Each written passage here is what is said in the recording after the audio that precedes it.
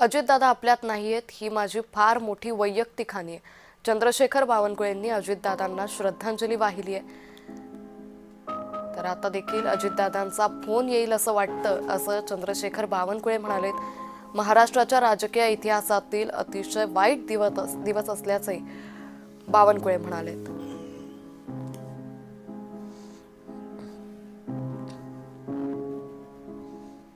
या घटनेबद्दल, या दुर्घटनेबद्दल अशा पद्धतीने बोलणे, राजकारण करणे हे तर फारच दुर्दैवी होईल. खरं तर अजितदादांच्या जीवनामध्ये असा प्रसंग येईल हे कुणालाच वाटलं नाही. आम्ही आताही शॉक आहोत. तर राजकारण करणाऱ्याचा बुद्धिभ्रष्ट झालाय.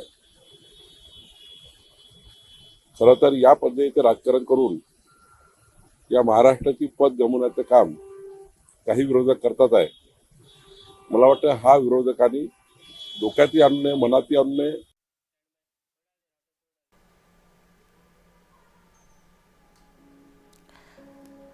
तर माणिकराव कोकाटे हे अहिल्यादेवी रुग्णालयात पोहोचलेत. काही वेळातच अजित पवारांचं पार्थिव या रुग्णालयातून बाहेर काढलं जाईल. या ठिकाणी कार्यकर्त्यांची मोठी घोषणाबाजी सुरू आहे.